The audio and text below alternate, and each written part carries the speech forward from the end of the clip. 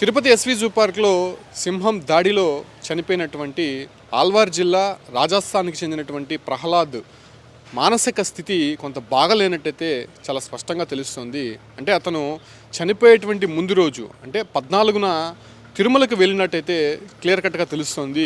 తిరుమలకి అతి సమీపంలో ఉన్నటువంటి వేణుగోపాల స్వామి ఆలయం వద్ద అక్కడ విధులు నిర్వహిస్తున్నటువంటి అటెండర్ ముని సుబ్రహ్మణ్యంతో గొడవకు దిగాడు. అన్ని రకాల చర్మ సమస్యలకు శాశ్వత పరిష్కారం ఈ శ్రీత 9281458181. ఒక్కసారిగా అతనిపై దాడి కూడా చేసినటువంటి సిచ్యువేషన్స్ మనం చూస్తున్నాం. ఆ విజువల్స్ కూడా చాలా క్లియర్ కట్గా సీసీ ఫుటేజ్ మనకి దొరికింది.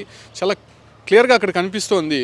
ఆ క్యూలో వచ్చే క్రమంలోనే టికెట్ తీసుకోవాలని చెప్పి కూడా అక్కడ ఉన్నటువంటి అటెండర్ ముని సుబ్రహ్మణ్యము అతన్ని కోరారు. కాకపోతే అక్కడ ఉన్నటువంటి ప్రహ్లాద్ కొంతసేపు అక్కడే నిరీక్షించి తాను టికెట్ తీసుకోను, అట్టే దర్శనానికి వెళ్తాను అనే మాటను మాత్రం చెప్పాడు. కాకపోతే అది కుదరదు, ఇటు నుంచి మీరు బయటికి వెళ్ళిపోవాలని చెప్పి కూడా చాలా క్లారిటీగా అతను చెప్పడం జరిగింది సామరస్యంగానే.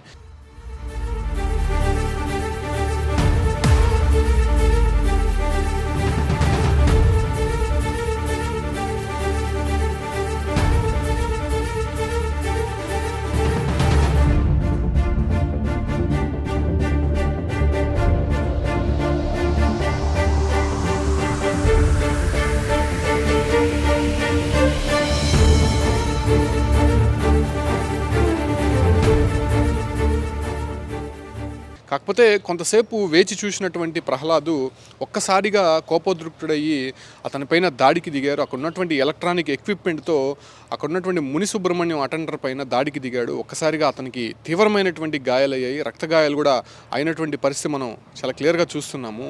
అంటే దాదాపు రాజస్థాన్ నుంచి ఒకడే వచ్చినట్టయితే క్లియర్ కట్గా తెలుస్తోంది.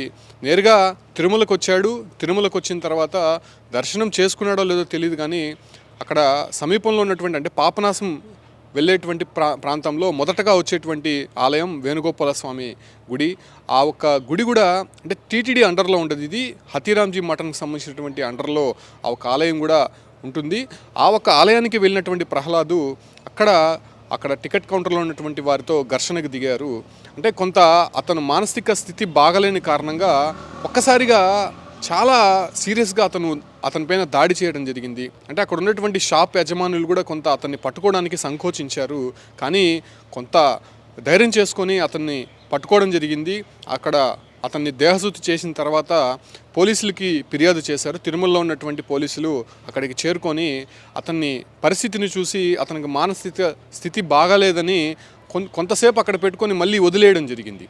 అంటే అక్కడ పోలీసుల నిర్లక్ష్యం మాత్రం చాలా స్పష్టంగా కనిపిస్తుంది. ఎందుకంటే దాడి చేశాడు, రక్తగాయాలయ్యి ఖచ్చితంగా హాస్పిటల్కి వెళ్తే అది ఎమ్మెల్సీ అవుతుంది, అటెంప్ట్ టు మర్డర్ కేసు కూడా నమోదయ్యేటువంటి అవకాశం ఉంటుంది. కానీ ఎందుకు ప్రహ్లాద్ని పోలీసులు అంత నిర్లక్ష్యంగా వేశారనే ప్రశ్న మాత్రం తలెత్తుతోంది. ఒకవేళ అక్కడే ప్రహ్లాద్ పైన చర్యలు తీసుకొని ఉంటే ఇంత జరిగే అవకాశమే లేదు. కాకపోతే అక్కడ వదిలేసినటువంటి ప్రహ్లాద్ను మరుసటి రోజు అంటే 15న తిరుపతికి జూకి వెళ్ళాడు. సరిగ్గా మధ్యాహ్నం 2:30 గంటల సమయంలో అతను ఏదైతే సింహాలు ఉండేటువంటి ఎన్క్లోజర్ లోపలికి దూకివేసి అక్కడ సింహం దాడి చేసి చంపినటువంటి ఘటన మనకి తెలిసిందే. ప్రస్తుతం అది 2 రాష్ట్రాల్లో కూడా సంచలనం రేకెట్టినటువంటి పరిస్థితి. అటు తర్వాత పోలీసులు ఎంక్వైరీ చేశారు. రాజస్థాన్లో ఉన్నటువంటి ప్రహ్లాద్ సోదరుడు ఇక్కడికి వచ్చి ఆయన బాడీని కూడా రికవరీ చేసుకొని వెళ్ళాడు. కాకపోతే ఆ సమయంలో ప్రహ్లాదు గంజాయి సేవించి ఉన్నాడని చెప్పి కూడా చాలా క్లియర్ కట్గా తెలుస్తోంది. ఆయన మత్తులో ఏం చేస్తున్నాడో తెలియనటువంటి పరిస్థితి అక్కడ స్పష్టంగా కనిపిస్తుంది.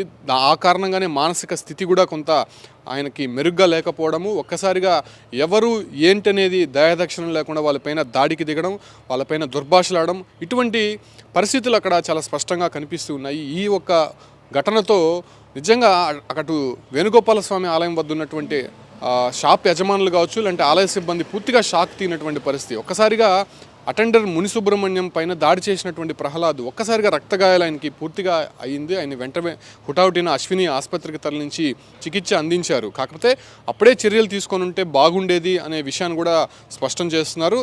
అతన్ని అక్కడ వదిలేయడంతోనే తర్వాత తిరుపతికి వచ్చి ఆ జూకు వెళ్ళినటువంటి ప్రహ్లాదు ఒక్కసారిగా సింహం ఉన్నటువంటి ప్రాంతం అంటే రెస్ట్రిక్టెడ్ ఏరియాకి వెళ్ళి అక్కడ సింహాలకి బంధించే ప్రాంతము, ఆహారం అందించేటువంటి ప్రాంతం నుంచి కూడా ఎన్క్లోజర్ లోపలికి దూకడంతో ఒకసారిగా సింహం దాడి చేసి చంపినటువంటి ఘటన చాలా స్పష్టంగా కనిపిస్తుంది. అయితే ఈ ఘటన ప్రస్తుతం ఎక్స్క్లూజివ్గా మనం చూపిస్తూ ఉన్నాము. కొండపైన జరిగినటువంటి ఘటన ఇది. వేణుగోపాల స్వామి ఆలయం వద్ద ఆ సీసీ ఫుటేజ్ చాలా క్లియర్ కట్గా చూడొచ్చు.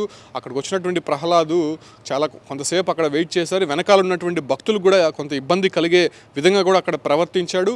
వెనకాల భక్తులు టికెట్ తీసుకొని దర్శనానికి వెళ్ళాలి అని చెప్పి వాళ్ళు మొరపెట్టుకున్నప్పటికీ కూడా వాళ్ళకి అడ్డంగా, అంటే క్యూ లైన్లో అడ్డంగా అతను నిలబడుకొని ఎవరిని కూడా ముందుకు రానియకుండా అదేవిధంగా అటెండర్తో కొంత దుర్భాషలాడి వాగ్వాదానికి దిగినటువంటి పరిస్థితుల్లో అతను ఒక్కసారిగా అటెండర్ పైన దాడి చేసి నిర్దాక్షిణంగా రక్తగాయాలు అయ్యేటట్టుగా కూడా కొట్టడం జరిగింది. ఆ తర్వాత అతను పట్టుకున్నారు. కాకపోతే పోలీసులు నిర్లక్ష్యంగా అతన్ని వదిలివేయడంతోనే ఈ ఒక్క తిరుపతికి రావడము, తర్వాత సింహాల్లో ఉండేటువంటి ఎన్క్లోజర్ లోపలికి వెళ్ళి ఆయన చనిపోవడం జరిగింది.